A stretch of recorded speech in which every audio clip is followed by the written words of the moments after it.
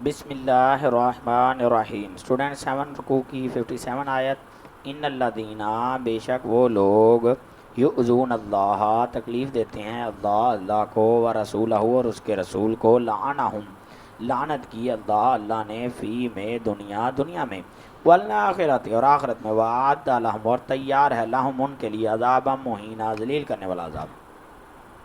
جو لوگ خدا اور اس کے پیغمبر کو رنج پہنچاتے ہیں، تکلیف دیتے ہیں، ان پر خدا دنیا اور آخرت میں لعنت کرتا ہے اور ان کے لیے ذلیل کر دینے والا عذاب تیار کر رکھا ہے۔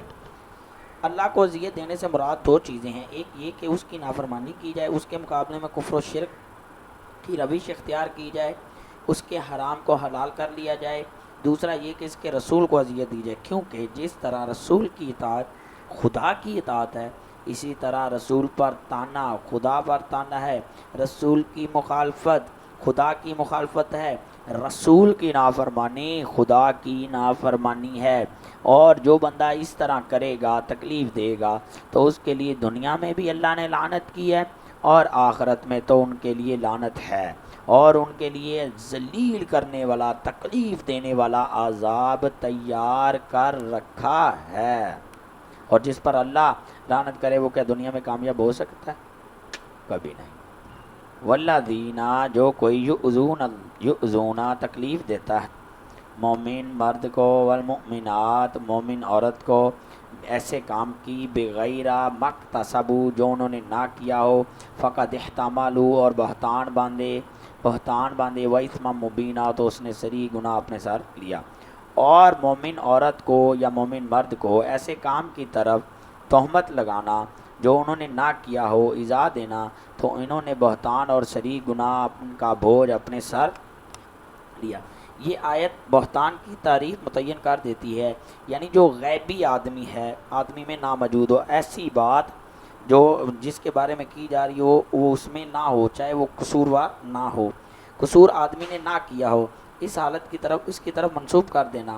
نبی اکرم صلی اللہ علیہ وسلم نے اس کی تصریح فرمائی، اور حدیث پاک میں آتا ہے کہ حضور صلی اللہ علیہ وسلم سے پوچھا گیا غیبت کیا ہے؟ حضور صلی اللہ علیہ وسلم نے فرمایا تیرا اپنا بھائی کا ذکر اس طرح کرے جو اسے ناگوار گزرے، یعنی کہ اسے اچھا نہ لگے اس کی غیر موجودگی میں۔ اور عرض کی اگر میرے بھائی میں وہ عیب موجود ہو تو آپ صلی اللہ علیہ وسلم نے فرمایا اگر اس میں وہ عیب موجود ہے تو تو نے بیان کیا تو تو نے اس کی غیبت کی، اگر وہ اس میں نہیں ہے تو تو نے اس پر بہتان لگایا۔ یہ فعل صرف ایک اخلاقی گناہ ہی نہیں جس کی سزا آخرت میں ملنے والی ہے، بلکہ اس آیت کا تقاضا یہ ہے کہ اسلامی ریاست کے قانون میں بھی جھوٹے الزامات لگانے کو جرم اور سزا کا مستحق قرار دیا گیا۔ یعنی کہ آپ کو بتایا جا رہا ہے کہ اس آیت میں کہ جس بندے نے کسی پر الزام لگایا، بہتان کی ڈیفینیشن سمجھ آ گئی، ایسا کام، ایسا الزام جو بندے نے نہ کیا اور اس کی طرف منسوب کر دینا، اس کی طرف لگا دینا۔ اور اس سے ہوتا کیا ہے کہ ایک تو بندے نے وہ کام کیا نہیں اور آپ نے اس پر الزام لگا دیا، اس کا دل بھی دکھے گا، آپ کو دل آزاری کا بھی گناہ ملے گا، تو آپ گناہوں کی دلدل میں دھنستے چلے جائیں گے، پھر نفرت بڑھے گی، رنجش بڑھے گی، دکھ اور تکلیف دونوں طرف سے رنجشیں بڑھ جائیں گی، اور قطع تعلق کی بھی ہو سکتی ہے۔ صرف وجہ کیا بنی؟ آپ نے اس پر الزام لگایا، آپ نے اس کی غیبت کی۔